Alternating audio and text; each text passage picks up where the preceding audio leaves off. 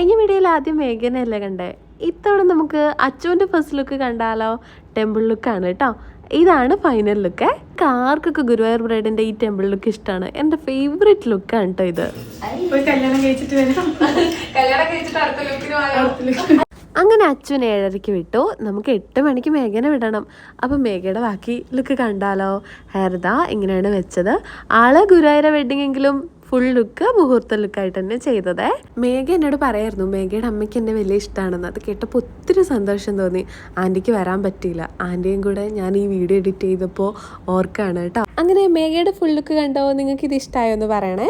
നമുക്കത് കഴിഞ്ഞ് ഒരു ബ്രൈറ്റ് മെയ്ഡ് ഉണ്ടായിരുന്നു.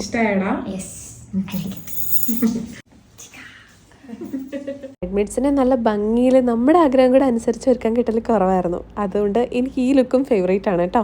അച്ഛൻ്റെ സെക്കൻഡ് ലുക്കാണ്. അപ്പോൾ എങ്ങനെയുണ്ട് നമ്മുടെ ഇന്നത്തെ 4 ലുക്കും? നിങ്ങൾക്ക് ഇഷ്ടമായെന്ന് പറയണേ.